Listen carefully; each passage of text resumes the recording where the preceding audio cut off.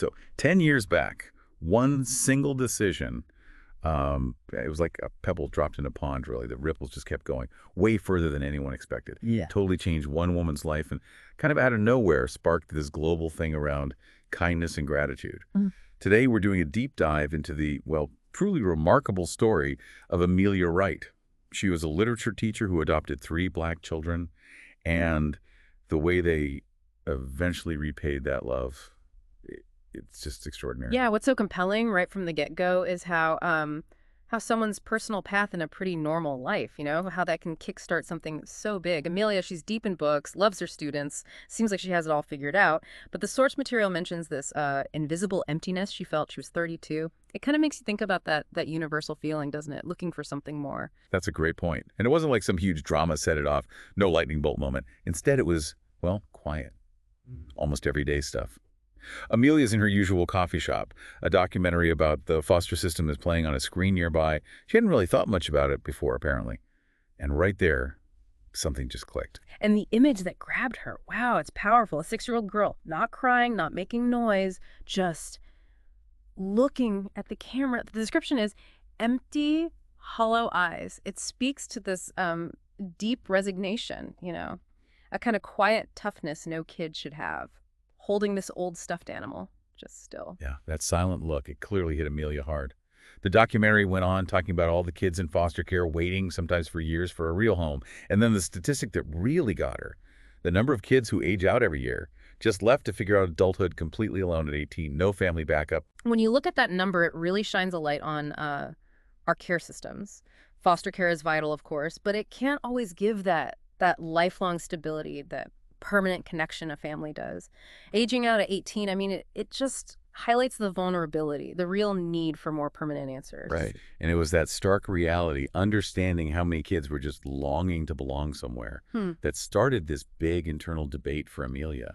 She wrestled with the idea, a single adoptive mom, could she really do it, provide everything? Her hesitation wasn't about willingness, it seems, more a really thoughtful look at whether she had the capacity, It makes you ask, what really makes a supportive family? Is it just the traditional setup, or is it more about, consistent love, solid support, and just sticking with it? Amelia's initial doubts probably reflected, society's views, maybe, and her own honest assessment of taking on such a huge role alone. But that emotional pull, that connection, made through just a look from a little girl on screen, it was too strong. So in what was a really pivotal moment, she took the step. She typed, "How to adopt a child" into a search bar. Seems simple, right? But that was the shift, from just thinking about it to actually trying to find a way. That first step, just getting the information, it's often the biggest one. It's moving past feeling sympathy to concrete action. For Amelia, this meant jumping into, complicated paperwork, facing the real emotional and practical side of adoption. It took guts, definitely. Determination, too. And then came the day she met them. Elia, who was 6, Elijah 4, and Micah just 2. The meeting at the agency wasn't like the movies portray it, not at all. She found these 3 quiet, really cautious kids on little chairs. Their faces weren't showing excitement or hope. Just this quiet scrutiny, especially from Elia. And you could feel the fear, probably from everything they'd been through already. Yeah, the text really gets across that deep lack of trust in them initially. They'd likely been moved around a lot, maybe promises were broken, who knows. Their silence wasn't defiance, it was more like a shield, protection. Ilia's quiet scrutiny, it suggests she's learned to size people up fast. Is this adult safe? Or just another letdown? And Elijah, clinging to his sister, Micah kind of tuning out, it shows how they each coped differently with all that uncertainty. Amelia's reaction then was just so smart, insightful. Instead of fake cheerfulness, she got down on their level, meltdown. She just asked if she could sit with them. And then she waited. No pressure to talk, no demands, just quiet respect. That simple thing, getting down on their level, meeting them physically and emotionally where they were, it probably communicated massive respect for their boundaries. In situations where these kids likely felt totally powerless, her patient way gave them a little bit of control right at the start. And then this tiny thing, but so huge, Elia gave this almost invisible nod. The source calls it the first fragile thread of trust. So subtle you could miss it. But for Amelia, it was massive. A tiny opening. A bit of hope. That little nod, it just highlights how slow building trust can be, especially with kids who've known trauma. It wasn't a sudden hug or anything, just a cautious, "Oh, okay, maybe a willingness to lower the defenses, just a tiny bit. The car ride to their new home, it stayed quiet, tense, no excited chatter about the new house, nothing like that. Elias stayed near the door, just watching everything go by, like she was planning an escape almost. Elijah was huddled between them, kind of flinching when Amelia tried to talk gently. And little Micah just silently held his beat-up teddy bear, his eyes looking far away. Their behavior in the car, it gives you such a clear window into their heads, doesn't it? Eli's hyper-alertness, Elijah's obvious fear of connecting, Micah basically checking out emotionally. These are all signs of kids who've learned not to expect safety or things to last. The silence itself says so much about their past, the walls they'd built. So they arrive at the house. Amelia had set up rooms for each of them, really thoughtfully, hoping to make it welcoming. But the reality was different, more complicated. Elijah just stood at the doorway of her room looking at every single detail. Like she couldn't decide if she should let herself believe it was really hers. Elijah stayed close, unsure, and Micah just went to a corner with his bear, his safe thing. That contrast between Amelia's hopeful setup and the kids' guardedness, it really shows the impact of their trauma. They were walking into what could be a safe place, finally, but their past made it so hard to trust that, to hope. Elijah being cautious, Elijah uncertain, Micah needing his safe corner. It all points to this deep fear of being vulnerable again. Amelia sensed it, She didn't try to force any enthusiasm. Instead, she just gently offered warm milk, gave them space, let them adjust on their own time. It was this quiet understanding that building a family, especially this way, with kids who've lost so much, takes incredible patience, just tons of it. And really, it's from that foundation, that unwavering patience, that the rest of the story unfolds. Exactly. And as we see it play out, it's those consistent everyday things Amelia did. The morning breakfasts, relaxed dinners where they shared stories, reading bedtime stories just outside their doors. Slowly, slowly, those started chipping away at the walls. That moment when Aaliyah finally asked, "Can you keep reading?" Just 4 simple words. But like the source says so beautifully, it was the first real crack in the walls. Oh, definitely. That request, simple as it sounds, carried so much weight.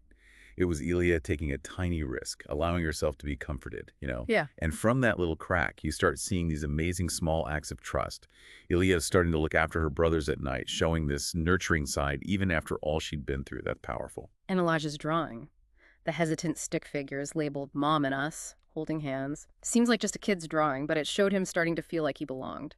His first picture of them as a family unit. And then, wow, when he actually asked for a hug. For a kid who used to flinch, that's a huge leap. A real sign he felt safer. But maybe one of the moments that hits hardest is with little Micah. For 2 years, he'd mostly been in his own silent world, right? Communicating with gestures. And then, just an ordinary afternoon, Amelia's making dinner, everyday stuff. And this tiny voice breaks the silence. Mama. Oh, the significance of that one word. You just can't overstate it. It was like all of Amelia's steady love and patience finally broke through to him, reached him inside his shell, and him falling asleep peacefully later, holding her hand. That speaks volumes about the security, the connection he'd finally found. But just as things were getting solid, just as they were really becoming a family, another huge challenge hit. The news about their biological mother, that she had passed away. You can imagine the weight of that phone call from the orphanage. And Elia somehow just knew something was wrong instantly. Eli's reaction seeming kind of flat, and later saying she felt empty. It's actually a pretty common response for kids with that kind of trauma and loss background. Right. They build up these emotional defenses, to protect themselves from more pain. It wasn't necessarily that she didn't feel anything, but more like shielding herself, bracing for more hurt. And Amelia's response right then was so important. Telling Ilya there's no right or wrong way to feel. And crucially, reminding them they weren't alone, that she was there for them, just validating whatever they were feeling. That was vital. Then you see Ilya retreating into silence, Elijah clenching his fists, these physical signs of their internal struggle. And poor Micah asking innocently, "Mama, what's a biological mother?" Yeah. Heartbreaking. Amelia explaining gently, in ways they could understand for their age, plus her constant, steady love that created the safe space they needed to process this awful news. It wasn't about erasing their past, but about helping them fit it into their lives now and reassuring them about their future with her, secure and loved. And then something really remarkable happened with Ilya. A turning point. She was watching the first snowfall, just a normal winter thing. But it sparked this realization in her, this wave of empathy for other kids still in orphanages. Her question, so simple, but so powerful.